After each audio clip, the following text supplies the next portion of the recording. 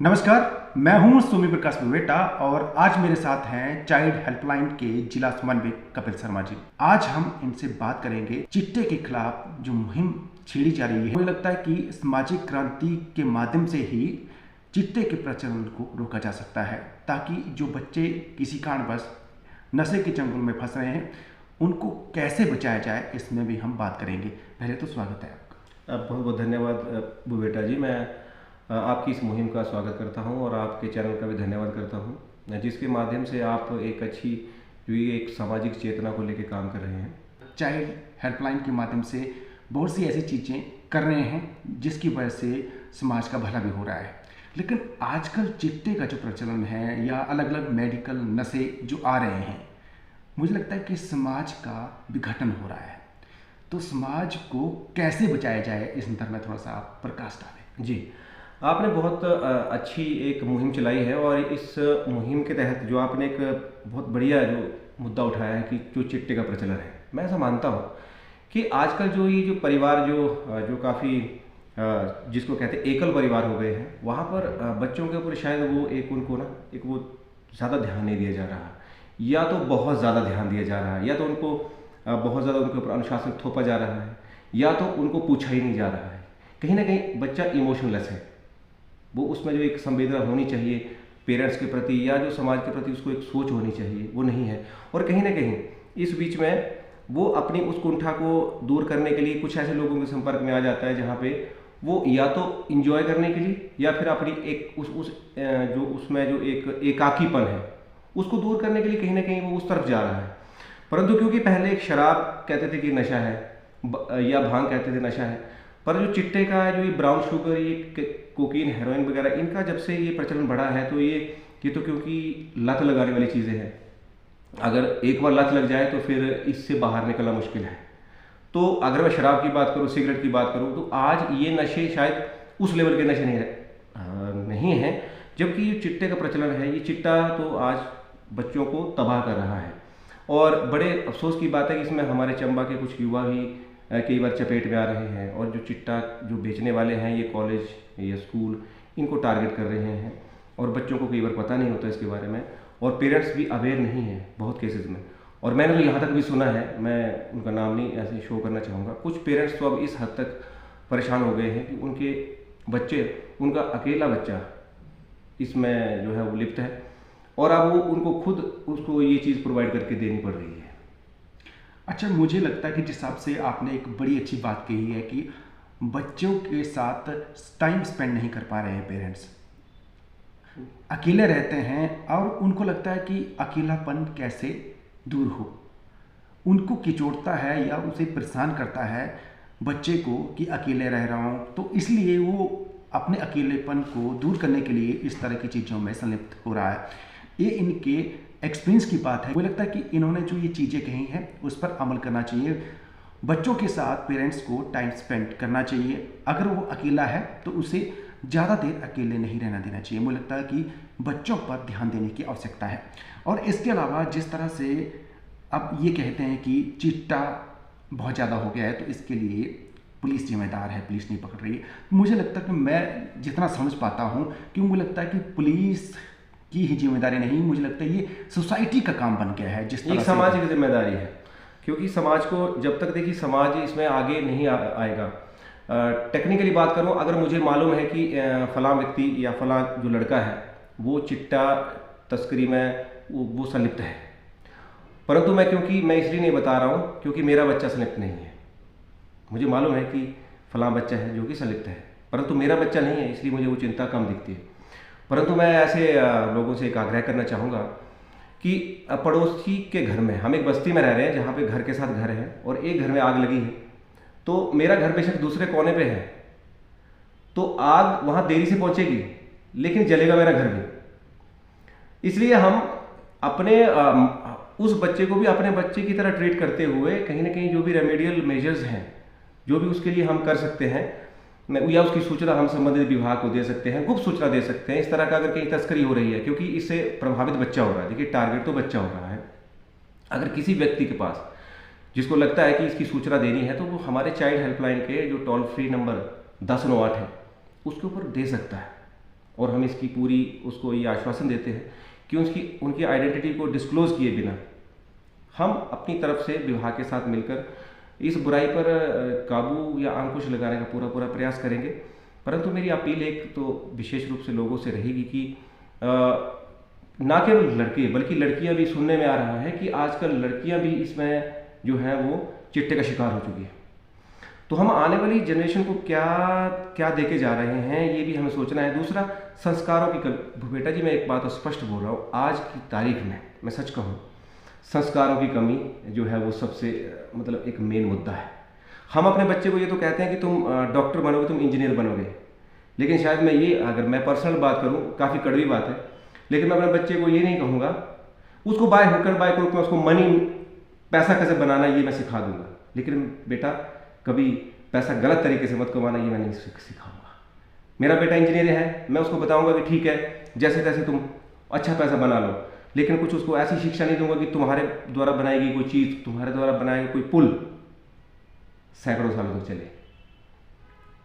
मैं जहां भी हूं, जिस भी प्रोफाइल, अगर मेरा बच्चा कोई अधिकारी है, कोई IAS है, कोई HAS है, किसी भी तरह का उच्च अधिकारी है, तो मैं हमेशा उसको यही कहूंगा कि ठीक है तुम एक अफसरी का रौब झाड़ के रखो, क्योंकि तुमने तो एक जिसको कहते हैं कि इंजॉय करने के लिए एक जॉब ज्वाइन किया। मैं शायद ही कितने % लोग हैं जो ऐसे अपने बच्चों को बताते होंगे कि नहीं बेटा गरीबों का भला करना है, अच्छा काम करना है, अब क्योंकि अब तुम हमारे बेटे नहीं रहे, तुम अब पूरे समाज के बेटे हो। ये सारी जो गंभीर जो धीर गंभीर बातें थी, ये शायद आज के पेरेंट्स नहीं सिखाते। मैं सच कह रहा हूँ, बीइंग अ पेरेंट्स नहीं सिखाते। बीइंग अ पेरेंट्स मैं ये बात कर रहा हूँ कि हम मनी मेकिंग को लेकर तो बच्चे को जरूर गाइड कर रहे हैं, लेकिन संस्कार विहीन जो शिक्षा है ना, देखिए संस्कार विहीन जो आज की आधुनिक शिक्षा है वो कहीं ना कहीं हमें गर्त में लेके जा रही है।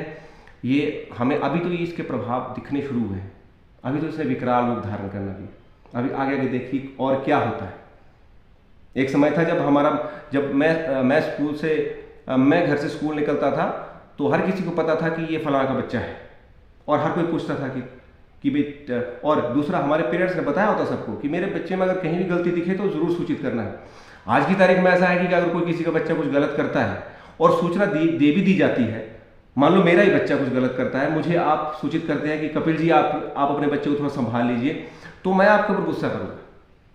मैं कहूँगा आप अपना जो है वो अपना देखिए, मेरा बच्चा ऐसा नहीं हो सकता। तो ये जो एक पॉजिटिवनेस है ना, एक चाइल्ड सेंटर्ड अप्रोच आ रही है दिन प्रतिदिन, ये पहले नहीं हुआ करती थी। तो बच्चों में एक डर भी था, चाहे वो डर से या संस्कार से कुछ भी था, बच्चे बचे हुए थे। लेकिन आज की तारीख में हम इतने प्रोटेक्टिव हो चुके हैं अपने बच्चे के लिए कि उनके अवगुण हमें दिखते हुए भी नहीं दिखते हैं। मतलब सोसाइटी की नज़र रहती थी पहले के बच्चे भी, अगर सोसाइटी के लोग अगर एक किसी का बच्चा है तो ऐसा लगता है कि सोसाइटी का बच्चा है जी, और उस पर नज़र रहती थी। कोई गलत कर रहा है तो उसको पिन पॉइंट करते थे और उसमें सुधार भी होता था। लेकिन आजकल वो सोसाइटी में सुधार की गुंजाइश इसलिए नहीं है कि अगर कोई पिन पॉइंट करेगा तो लड़ाई झगड़े की नौबत आ जाती है। तो मुझे लगता है कि अब फिर से उसी माहौल में जीने की ज़रूरत है। अन्यथा आप देख सकते हैं कि किस तरह से चिट्टे के साथ ये पकड़ा गया, कभी वो पकड़ा गया है, और ऐसा कोई भी एरिया नहीं है जहाँ पर चिट्टा नहीं पहुँचा हो। और हमें और आपको ये लग रहा है कि हमारे बच्चे तो सेफ हैं, लेकिन अगर आपके आस पड़ोस का बच्चा अगर कोई चिट्टे की लत से परेशान है तो आपके लिए एक संकेत है कि आपको बचना पड़ेगा। क्योंकि अगर आपके पड़ोस में चिट्टे की लत का कोई शिकार है तो कहीं ना कहीं आपका बच्चा भी इस लत का शिकार हो सकता है।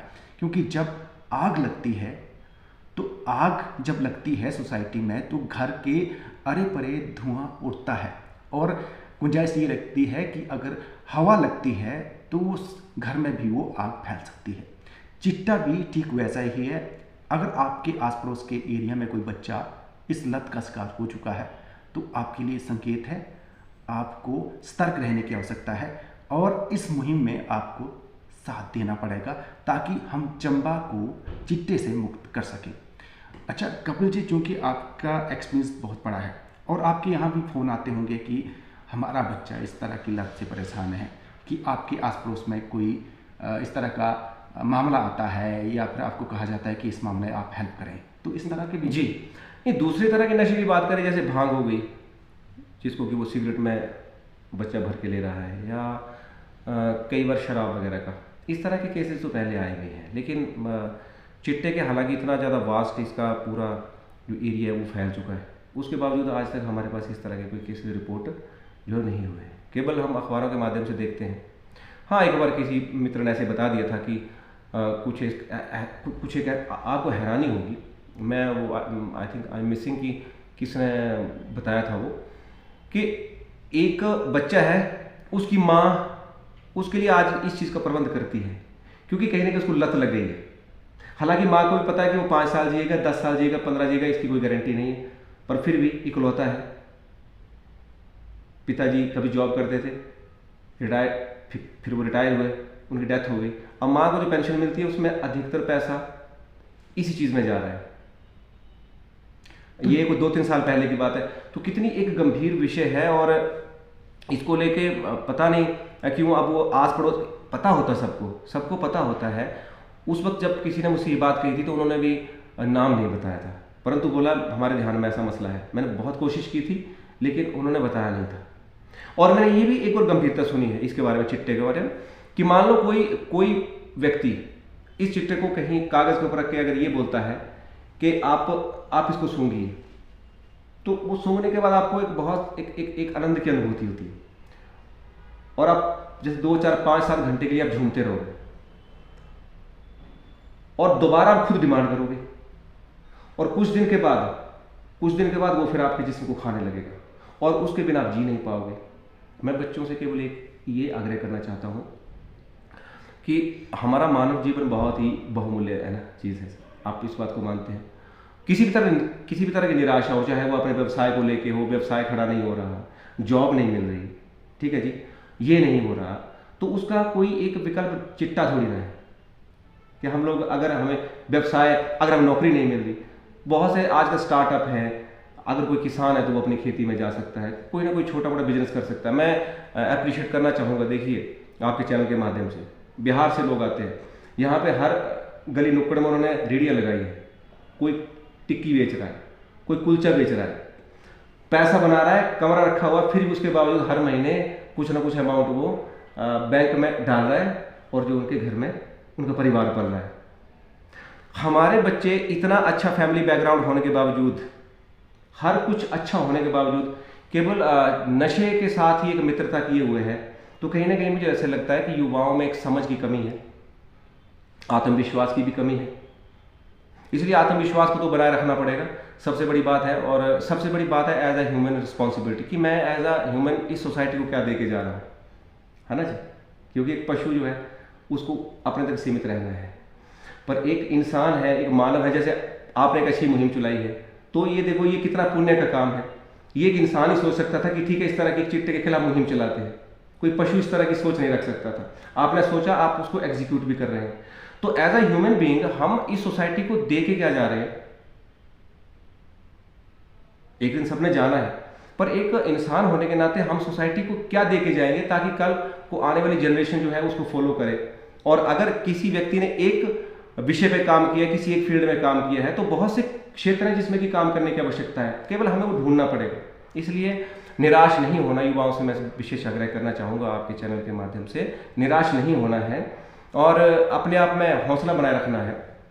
और दूसरा, पेरेंट्स को भी मैं एक रिक्वेस्ट करना चाहूँगा कि अगर कहीं बच्चे को जॉब नहीं मिल रहा या इस तरह का उसके कोई फाइनेंशियल क्राइसिस आते हैं, तो कई बार होता है, कुछ कमियां रहती हैं, कई बार बच्चे के एफर्ट्स में कमी रहती हैं, कई बार पेरेंट्स की अप्रोच में कमी रहती है। तो कृपा करके एक सपोर्टिव माहौल रखें घर में, और ताने वगैरह ना मारे, है ना, कुछ इस तरह से कि ऐसा ना हो कि उस बीच में कोई ऐसा व्यक्ति उसको, है ना, मतलब कोई ऐसा सहारा दे दे और फिर उसको गलत रास्ते पे डाल दे, और फिर हम वापसी भी करना चाहें, फिर हम माफ़ी भी मांगना चाहें, पर किससे मांगे, क्योंकि अब हमारा बच्चा हमारे हाथ से निकल चुका है। तो ऐसी स्थिति ना बने, मैं पेरेंट्स से स्पेशल आग्रह करना चाहूँगा। अच्छा, एक एंड में मुझे लगता है कि कुछ बच्चे गलती से अगर इस लत में पड़ गए हैं, तो मुझे लगता है कि उनके लिए वापसी की अभी भी राह है। उन्हें लगता है कि सब कुछ खत्म हो गया है, उनकी यही लाइफ है। ऐसा बिल्कुल भी नहीं सोचना है। हो सकता है यही आपका टर्निंग पॉइंट हो और आप में सुधार हो और आप जो चाहते हैं वो अचीव कर सकते हैं। मुझे लगता है कपिल जी, इस मामले में आपकी क्या राय है? मुझे लगता है कि गलती हो जाती है इंसान से, हो सकता है वो दोस्तों के दबाव में किया हो, या फिर कुछ ऐसी टेंशन रही हो जिसकी वजह से वो इस लत में आए हों। मुझे लगता है कि सुधार की गुंजाइश रहती है, और इंसान, मुझे लगता है कि गलतियों का पुतला है। इंसान अगर भगवान होता तो इस तरह की चीज़ें होती भी नहीं। तो मुझे लगता है कि सुधार की गुंजाइश है, इसलिए ऐसे बच्चों को आपकी तरफ से क्या मैसेज है? जी सर, सुधार की गुंजाइश ही गुंजाइश है सर। मैं तो ऐसा मानता हूँ कि हम और आप, ना चिट्टा मैंने लिया ना आपने लिया, पर हम फिर भी इस मुहिम पे एक मुहिम का हिस्सा बनना चाह रहे हैं बिना उसका स्वाद लिए। बहुत सी ऐसी संस्थाएं हैं। एक बार मैंने डलहौजी में एक कार्यक्रम वहाँ पे ज्वाइन किया था। वहाँ पे कुछ ऐसे ही, अब उन्होंने एक बहुत ही संस्था बनाई है नशे के खिलाफ, और वो रिहेबिलिटेशन सेंटर खोले हैं। और जब उन्होंने अपनी कहानी सुनाई थी तो मेरे रोंगटे खड़े हो गए थे, मेरी आंखों में आंसू आ गए थे। उन्होंने कहा था कि दुनिया भर का ऐसा कोई नशा नहीं था जो मैंने नहीं किया था, और अंततः मैंने अपनी पत्नी के गहने तक बेच दिए थे, अपने माँ बाप को घर से निकाल दिया था, और दुनिया में मुझे एक सबसे नकारा इंसान समझा जाता था। परंतु पता नहीं कुछ क्या ऐसे अंतरात्मा जागी, और फिर मैंने ये सब चीज़ों को छोड़ा। और सब चीज़ें छोड़ने के बाद मैंने ये निर्णय लिया कि मैंने ये उनके शब्द थे, मैंने ये निर्णय नहीं लिया कि मेरी जान बच गई। बोला, मैंने ये निर्णय लिया कि अब मैं ऐसी कोशिश करूंगा कि मैं बहुत से जो युवा युवतियां हैं उनके लिए काम करूंगा। और मैंने एक संस्था खड़ी कर दी, और आज उनकी संस्था इतने धमाकेदार तरीके से, उनका पालमपुर में भी सेंटर है, इतने धमाके से चल रहे वो, तो विश्वास ही नहीं हो पा रहा था कि वो 80+ है, वो है ना। मैं उस संस्था का नाम भूल गया। एसडीएम साहब भी उस वक्त थे हमारे डलहौजी में उस कार्यक्रम में। तो उनका एक पर्सनल एक्सपीरियंस था। तो मैं तो ये मानता हूं कि जो इस चीज़ का विक्टिम रहा, मतलब इस तरह इससे पीड़ित रहा है नशे से, वो जितना समाज के लिए बता सकता है शायद हम और आप नहीं बता पाएंगे। ठीक है। और वो समाज के लिए अपना महत्वपूर्ण योगदान दे सकता है। रही समाज की बात, तो मैं उनसे यही रिक्वेस्ट करना चाहूँगा कि हमेशा जो ये सुधार वाली चीज़ें हैं ना, उसके लिए हमेशा वेलकम करना चाहिए। गलतियाँ किससे नहीं होती हैं, गलतियाँ हो जाती हैं, और परंतु अगर कोई वापस आना चाहे तो उसको उसमें पूरा जो है वो सहयोग करना चाहिए। परंतु अफसोस की बात है कि इस तरह की जो ना सोच बहुत कम लोगों में होती है। एक बार जब हम नशे में पड़ जाते हैं तो फिर नशे में आनंद ढूंढने का प्रयास करते हैं, जबकि यही है कि अगर नशा जब हम कर रहे हैं तब तक थोड़ी देर के, वो नशा आनंद नहीं है बेसिकली, वो हमारी जो हमारा कॉन्शियस या सबकॉन्शियस जो भी माइंड है उसको बस वो डल के उसने बिल्कुल अपना उसमें अंधेरा कर दिया है। हमें लगता है कि समस्याएं खत्म है, लेकिन जैसे ही नशा गया समस्याएं वैसी की वैसी खड़ी है। जैसे हमारे सत्संग में कहते हैं कि असली नशा करना तो प्रभु का ध्यान करो, जो कि नशा कर उतरे ही ना। तो इस तरीके का प्रभु का ध्यान, और साथ में अपना महत्व अपने समाज के लिए, परिवार के लिए। जिस दिन मुझे अपना महत्व पता चल जाएगा कि इस देश के लिए, अपने समाज के लिए एज ए ह्यूमन बीइंग मेरा क्या महत्व है, अगर मैं नहीं होऊंगा तो परिवार के लिए क्या दिक्कतें हो सकती हैं, अगर मैं नहीं होऊंगा तो मेरे भाइयों को क्या समस्या हो सकती है, माता पिता को क्या समस्या हो सकती है। तो थोड़ा सा ना मुझे सबसे पहले खुद को भी तो एक रिस्पेक्ट देनी पड़ेगी ना सर। अगर मैं इस हद तक नशा कर रहा हूं कि मुझे होशो-हवास ही नहीं है, बस मुझे अच्छा लग रहा है, तो इसका मतलब ये हुआ कि मैं अपनी रिस्पेक्ट नहीं करूंगा, अपनी इज्जत नहीं करता मैं।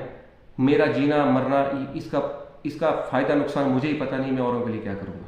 सबसे पहले हमें अपनी इंपॉर्टेंस अपने लिए पता होनी चाहिए, अपने परिवार के लिए पता होनी चाहिए, अपने समाज के लिए पता होनी चाहिए। मुझे लगता है कि अंत में ऐसे लोग जो चिट्टे का व्यापार करते हैं, कारोबार करते हैं, उन्हें लगता है कि वो पैसे कमा रहे हैं, लेकिन मुझे लगता है कि वो पैसे नहीं कमा रहे हैं, बद्दुआएं कमा रहे हैं, और ऐसी बद्दुआएं जो उन्हें जिंदगी भर कचोटती रहेंगी। और इस कारोबार में संलिप्त उन्हें लगता है कि हम बच रहे हैं, हमारा कोई कुछ नहीं उखाड़ सकता है, लेकिन जो ऊपर वाले की नज़र है उससे कोई नहीं बच पाया है। कानून तो अपना काम कर ही रहा है, और मुझे लगता है कि इन चीज़ों से उन्हें भी बचना चाहिए, ऐसा नहीं करना चाहिए, क्योंकि यदि वो किसी बच्चे को नशे के चंगुल में फंसा रहे हैं तो ऐसा वो भी दिन आएगा जब उनके अपने भी इस नशे की गर्त में ऐसे घुसेंगे कि वहाँ से नहीं निकल पाएंगे। मैं ठीक बोल रहा हूँ? बिल्कुल सर, क्योंकि जो भी नशा ये फैल रहा है ना, जो भी नशा फैल रहा है, हमने हालांकि 90s के दौर में बहुत सारी ऐसी मूवीज़ देखी जहाँ पे कोकीन, हीरोइन वगैरह की ऐसे तस्करी होती थी। हम सोचते थे ये चीज़ें क्या है, और अब वो आज हमारे दरवाजे पे आ गई है। 30 साल लगे उनको, 30-35 साल लगे उनको यहाँ पहुँचते हुए। और उसमें ये भी दिखाया जाता था मूवीज़ में कि जो व्यक्ति इसमें शामिल होता था, बाद में उसका बेटा भी वो चीज़ें लेना शुरू कर देता था, और वो व्यक्ति फिर खून के आंसू रोता था। इसलिए जो इस तरह से पैसा बना रहे हैं लोग, उनके लिए तो एक, जैसे आपने बहुत अच्छी बात बोली कि उनके ऊपर तो समय की लाठी पड़ेगी। देखिए, कांटे बोए पेड़ बबूल के, तो है ना, आम कहाँ से हुए? जब बबूल के ही पेड़ अगर आपने रोपित किए तो उसके ऊपर आम तो लगने नहीं है। इसलिए ये तो क्लियर सी बात है कि माहौल, जिस तरह की सोच मेरे घर में रहेगी, उसी तरह की एक संस्कार मेरे बच्चे में जाएंगे। और अगर मैं ऐसा काम आज कर रहा हूँ ना, तो डेफिनेटली कल को मेरा बच्चा भी कहीं ना कहीं उस चुंगल में आएगा। तो इसलिए ये मैं कड़ा संदेश देना चाहूँगा सभी को जो भी इस तरह के कारोबार में शामिल हैं।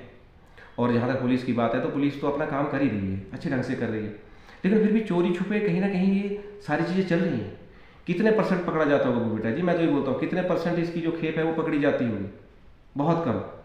क्योंकि अगर कहीं पुख्ता सूचना तभी, या फिर कोई ऐसे रैंडमली अगर चेक कर रहे हैं तो पकड़ में आ गया तो ठीक है, वरना हम हमेशा 7 ग्राम, 8 ग्राम, 10 ग्राम की बात करते हैं। तो इतनी बड़ी गाड़ी होती है ना, तो वो कहाँ ढूंढना है, कहाँ उसको छिपाया हुआ है? अब वो भारी भरकम कोई क्विंटल्स में तो है नहीं, तो कि कहाँ और कैसे कैसे सप्लाई हो रही है। इस सप्लाई चेन में हमारे लोग भी जुड़े हो सकते हैं, मैं ऐसा निश्चित तौर से मानता हूँ। मतलब हमारे लोग भी, हमारे डिस्ट्रिक्ट के लोग, कुछ इसका वाहक है कि बाहर से व्यक्ति ने ला के दिया, फिर उससे आगे उसने कहीं और सप्लाई किया, कहीं और सप्लाई किया, कहीं और सप्लाई किया। तो इस तरह से कोई अगर युवा इस शॉर्टकट में पड़ा हुआ है, तो मेरी उनसे भी एक रिक्वेस्ट है कि वो अपने गोल की तरफ ध्यान दे, उसको मतलब कम से कम अपना महत्व समझना चाहिए। देखिए, बहुत गंदी बात है ये, क्योंकि ये नशा अब आज की तारीख में अगर हम कहें कि शराब एक नशा है ना, वो कुछ क्षण के लिए, लेकिन चिट्टा तो एक परमानेंट व्यक्ति को पंगु बना देने वाला। अगर 5 या 6 साल, इवन कि 2-3 साल में व्यक्ति की डेथ है, इसमें क्लियर डेथ है। जिसने लेना शुरू किया वो ज़्यादा 5 या 10 साल, ये भी मैंने ज़्यादा स्पैन बोल दिया, इससे पहले उसकी मृत्यु निश्चित है।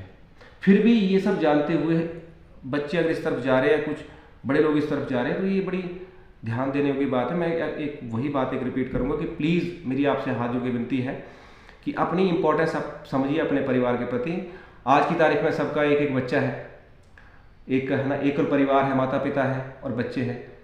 दादा दादी बच्चों से बहुत दूर हैं, जो कि साथ होने चाहिए, हालांकि उससे भी अच्छे संस्कार मिलते हैं।